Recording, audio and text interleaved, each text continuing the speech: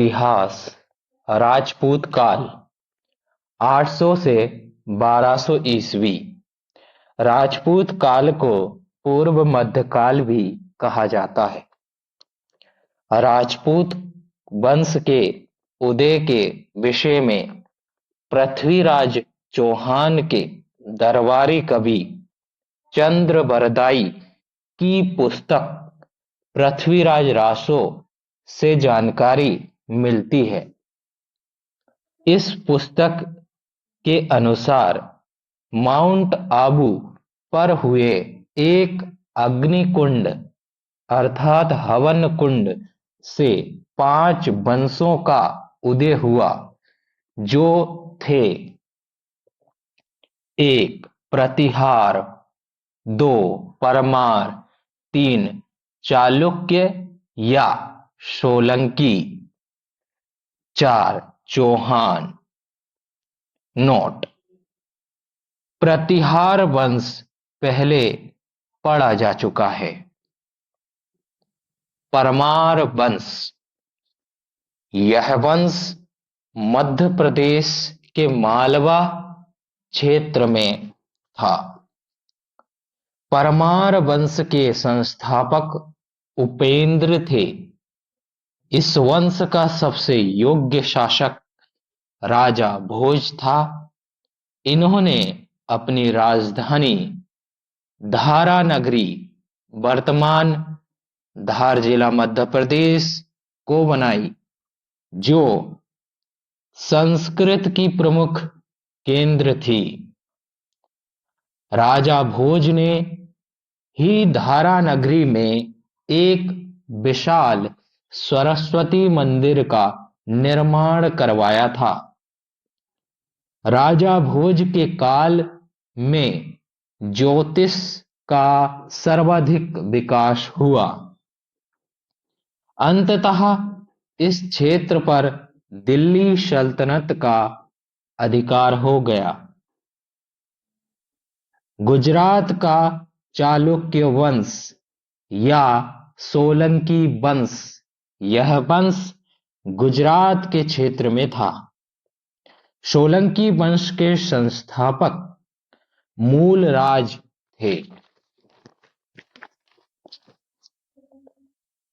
सोलंकी चालुक्य वंश का शासक भीम प्रथम के सामंत विमल शाह थे, जिन्होंने अपने वस्तुपाल तथा तेजपाल नामक अधिकारियों द्वारा तिलवाड़ा का राजस्थान जैन मंदिर बनवाया था।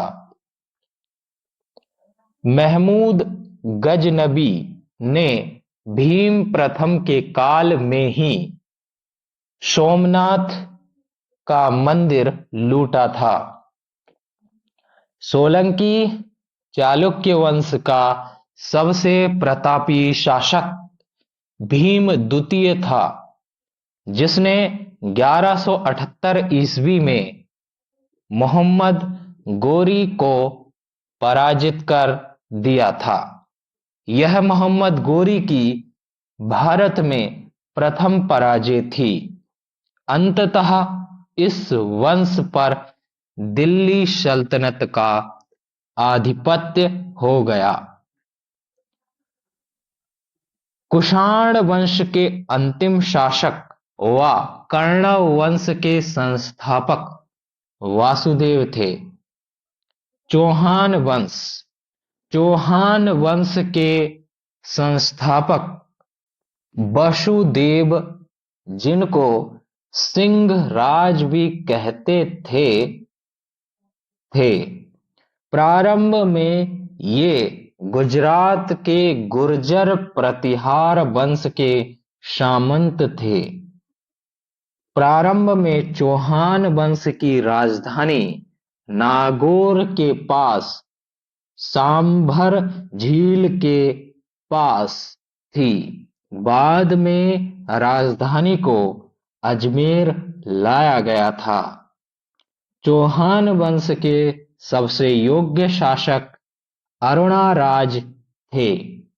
जिनके दरबार में संस्कृत के विद्वान विग्रहराज चतुर्थ विशलदेव रहते थे, जिन्होंने हरिकेली नामक संस्कृत नाट्य लिखा है।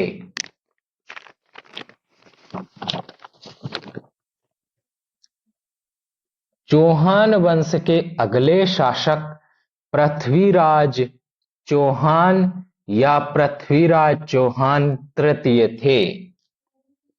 इन्होंने जयचंद्र के साथ मिलकर तराइन हरियाणा में अवस्थित है। तराइन के प्रथम युद्ध 1191 ईस्वी में मोहम्मद गोरी को पराजित कर दिया था। पृथ्वीराज चौहान ने जयचंद्र की बेटी संयोगिता का स्वयंवर से अपहरण कर उससे विवाह कर लिया था, जिस कारण जयचंद्र और पृथ्वीराज चौहान तृतीय, जो अच्छे मित्र थे, अब विरोधी हो गए थे।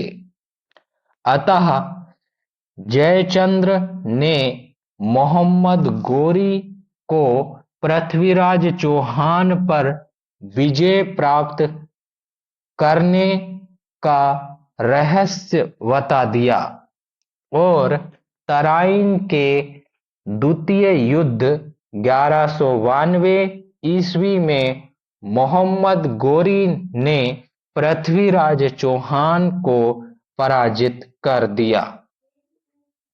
मोहम्मद गोरी ने 1194 ईस्वी में चंदावर के युद्ध में जयचंद्र, जो कन्नौज के शासक थे, की हत्या कर दी।